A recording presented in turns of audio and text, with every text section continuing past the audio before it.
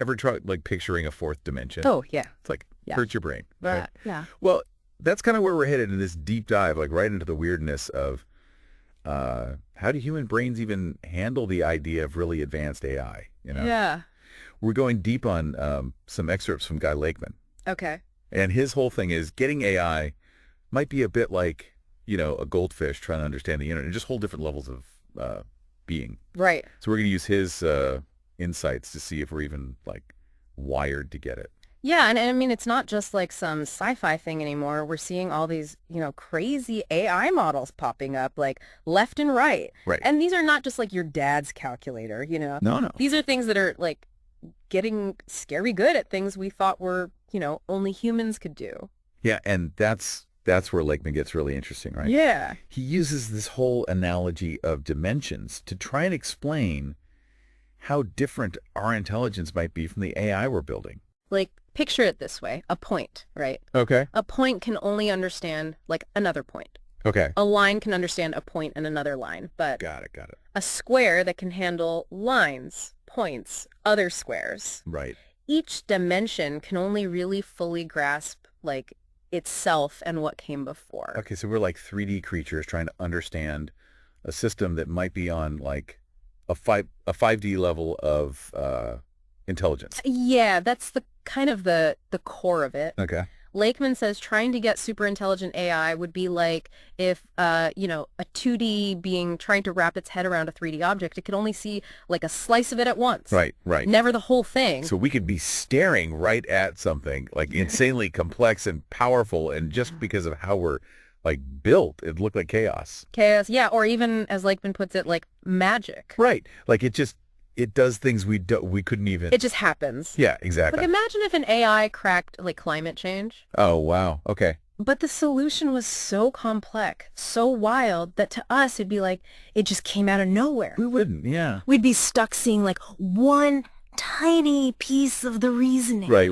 Like that 2D being going like, what is this sphere thing? Yeah. Okay. Well, that's pretty humbling. A lot. But I mean, our brains aren't dumb. Like we made AI in the first place, right? Yeah, sure. Does Lakeman, does he address that at all? He does. Yeah. This is where he gets into this idea of smart fidelity. Smart fidelity. Okay. See, it's not just about like how smart something is and the way we normally think about it. Uh-huh. It's the quality of that intelligence, how it does its thing. Okay. And Lakeman argues even our senses, the tools we use to, experience the world, they're limited. Okay, so unpack that a little bit. Like, what do our senses have to do with any of this? Okay, so vision.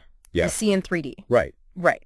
That's because our brains are taking the info from our 2D eyes and kind of merging it. Right. Machines, Yeah. they don't have that. Okay. They can take in information from countless sensors, build like this multi-dimensional understanding that's way bigger than we can imagine. So it's like we're trying to understand a symphony, but we only have our sense of smell. Exactly. Like we're not equipped. You're not going to get the full picture. Right. And that difference in how we process things, that's smart fidelity. It's a whole other ballgame. Okay. Yeah. So you're saying we've got these like potentially super intelligent AI systems out there. Right. Crunching data in ways we can't even imagine, but will they even like care about us? Yeah, that is the question, isn't it? Right. Lakeman doesn't shy away from that. He's like, if you were an AI, right? Yeah. With this crazy smart fidelity, Okay. would you even get what humans are going on about? He's got that whole line about humans being like dysfunctional bloody fools. Right. Which, I mean, Yeah. ouch. But I kind of see his point. Yeah. It's about perspective, right? Yeah. He wants us to like actually try to see it from the AI side. Okay. Just imagine looking at us, right? Yeah. Our whole history wars, pollution, we can't even agree on like what to have for breakfast. Right. An AI might just look at all that and be like, what is the point? So it's not that they'd be like evil, like Skynet wants to kill us. It's more like we're boring. Yeah, like the ant farm, they've lost their interest in. Yeah. Lakeman actually, he compares it to water flowing downhill, right? The Kinda. water's not trying to like avoid going uphill.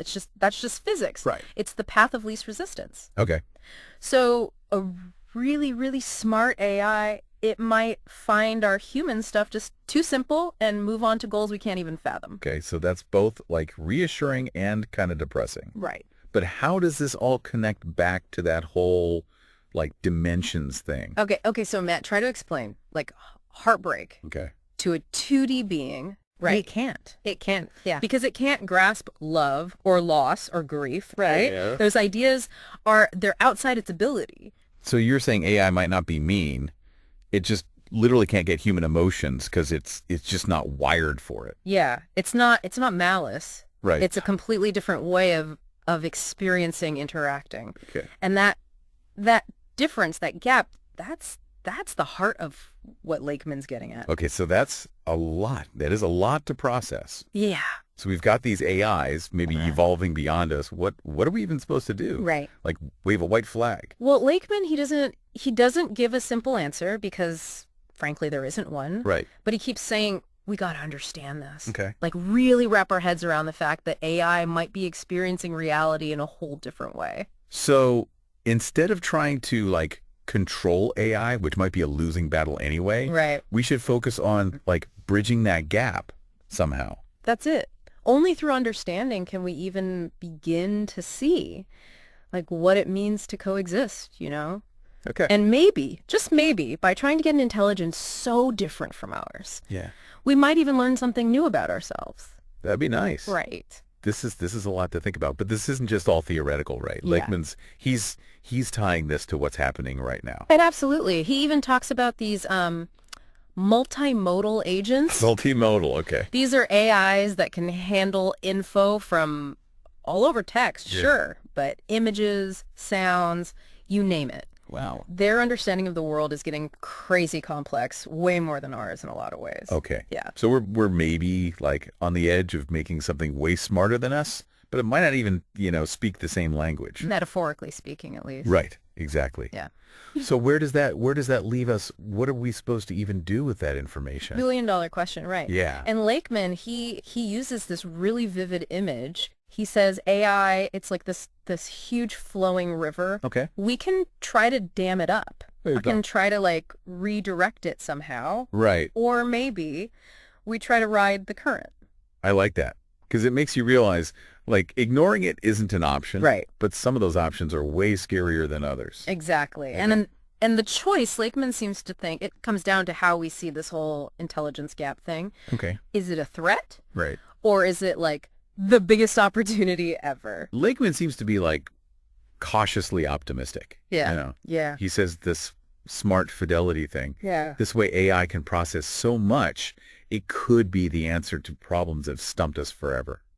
The things that we, with our, 3D brains and our limited senses, Right. we just haven't been able to crack. So instead of getting left behind, we find a way to like work with it. Yeah. Learn from it. That's the hope. Though, that collaboration, it might not look how we expect. Right. It may not be this like perfectly equal partnership, Right. but that doesn't mean it can't be good for both sides. This is pretty mind-blowing stuff. Like we're standing on the edge of something totally new. Yeah.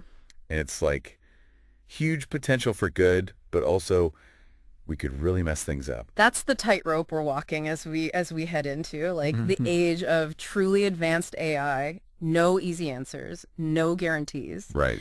But I think Lakeman would say the most important thing is that we are asking these questions now. Yeah. While we still have time to maybe do something about it. Exactly. It's funny. This hasn't felt like just some like heady academic talk, No. We've been talking about some really big stuff. Like what even is intelligence? Yeah. What are our limits? What does it even mean Yeah. to like exist with something maybe smarter than us? And that's the beauty of Lakeman's work, right? Yeah. He throws down this challenge that just makes you think. He says, if AI is this powerful river, what are you going to do? Try to dam it up. Right. Try to ride it. Or maybe, just maybe, build a bridge. And on that note, we're going to leave you to ponder that very question. Yes. Thanks for joining us on this deep dive into the amazing potential and the very real risks of advanced AI. It's a topic that's not going away. Definitely not. And we'll be here exploring it with you every step of the way. Until then, keep those brains firing and never stop asking the big questions.